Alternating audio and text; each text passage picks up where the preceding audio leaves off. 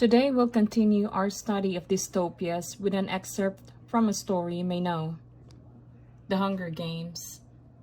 We'll continue making inferences to understand ideas not directly stated in the text. First off, we're going to take up these academic vocabularies. The first word is remain. Remain means to be left over after other parts are used or destroyed. So, for example, I would say, after students leave for the day, I often remain in the classroom to plan the next day's instruction. Our next academic vocabulary is require. It is a verb meaning to make it mandatory for someone to do something. So, for example, the school requires that all students treat one another with respect.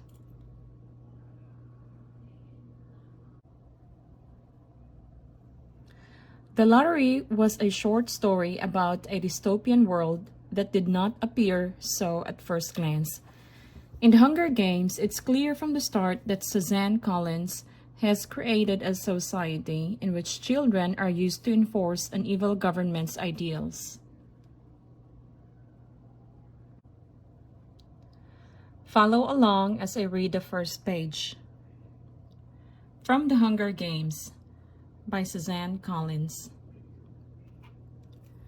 16-year-old Katniss Everdeen lives in the country of Panem. Each year, 2 young people from each of Panem's districts are chosen by lottery to participate in the Hunger Games, a violent fight to the death. Katniss, her younger sister, Prim, and her friend Gail are among those whose names are in the lottery this year. In the following excerpt, Katniss describes what happens. Think of this question and reflect. So based on what you know about dystopias, what do you predict life in Panem will be like?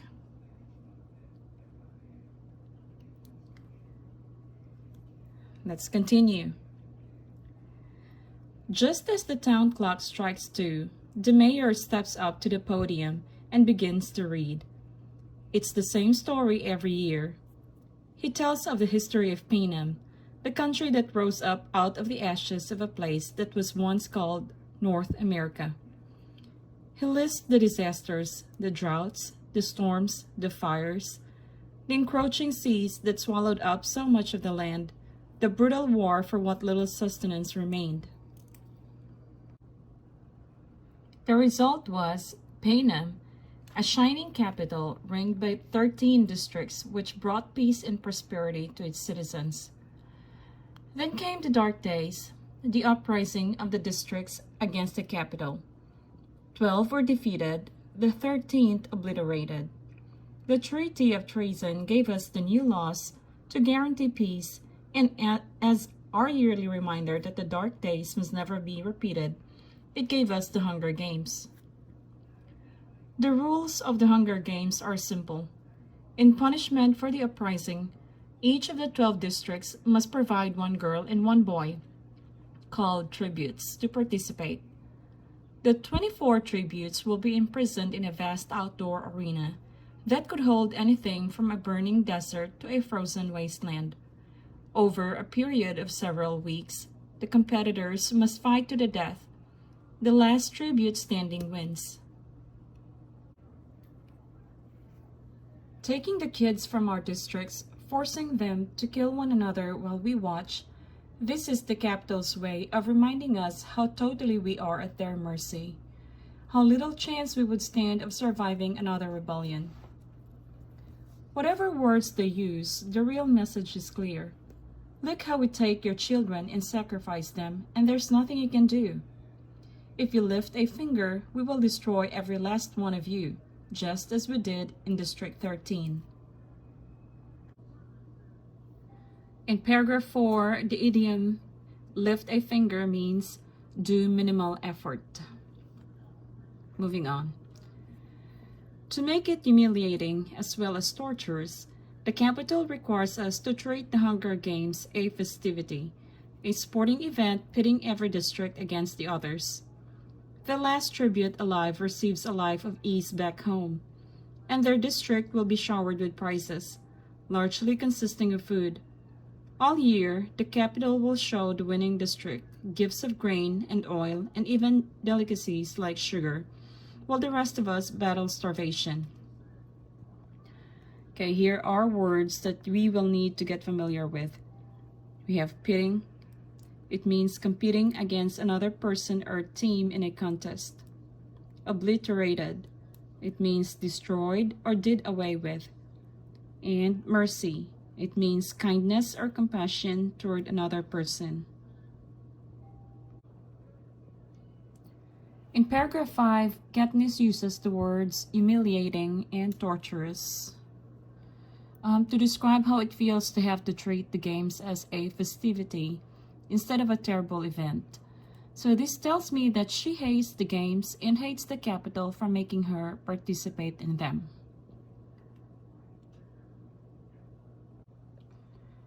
Now let's make inferences about the story.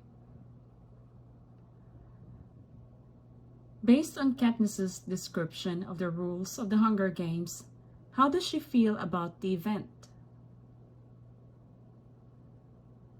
Answer this in your paper with the date in it.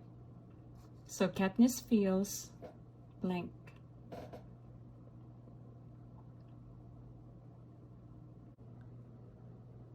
The next question is, why does the mayor read the history of Panem every year before the start of the Hunger Games?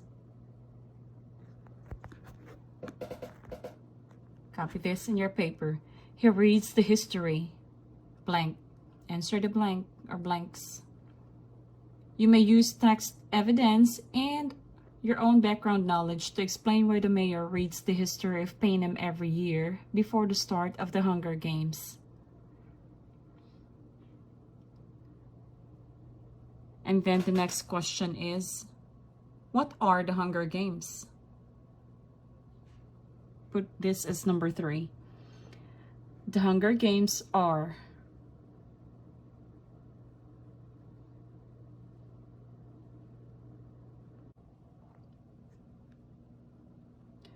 It is both a time for repentance and a time for thanks, intones the mayor.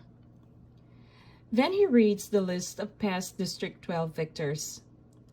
In 74 years, we have had exactly 2.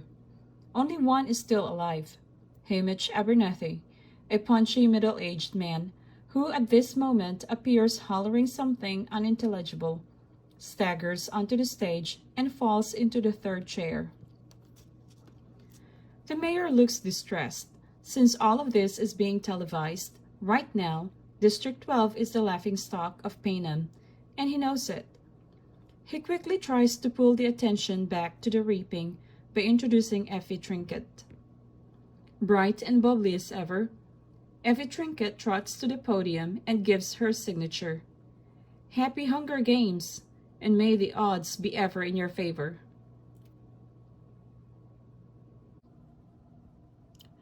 It's time for the drawing, Effie Trinket says as she always does. Ladies first, and crosses to the glass ball with the girls' names. She reaches in, digs her hand deep into the ball, and pulls out a slip of paper. The crowd draws in a collective breath, and then you can hear a pin drop, and I'm feeling nauseous and so desperately hoping that it's not me, that it's not me, that it's not me. Effie Trinket crosses back to the podium, smooths the slip of paper, and reads out the name in a clear voice. And it's not me. It's Primrose Everdeen. Prim, the strangled cry comes out of my throat, and my muscles begin to move again. Prim, I don't need to shove through the crowd. The other kids make way immediately, allowing me a straight path to the stage. I reach her just as she is about to mount the steps. With one sweep of my arm, I push her behind me. I volunteer. I gasp. I volunteer as tribute. Prim is screaming hysterically behind me. She's wrapped her skinny arms around me like a vice. No, Katniss, no, you can't go. Prim, let go, I say harshly, because this is upsetting me and I don't want to cry. Let go. Well, bravo, gushes Effie Trinket. That's the spirit of the games. What's your name? I swallowed hard. Katniss Everdeen, I say. So that's the end of the excerpt. And yes, Katniss volunteering as tribute totally changes the rest of the story. So what would happen to Prim if she were chosen as the District 12 tribute? Try to reflect on this. And how will the plot change now that Katniss has volunteered as tribute? Okay, let's answer a question in our paper. And it says, in paragraph 14, Katniss says, I volunteer as tribute. How does this change the course of events? Here's paragraph 14. To answer, here's a sentence starter. When Katniss volunteers as tribute, answer the blank or blanks.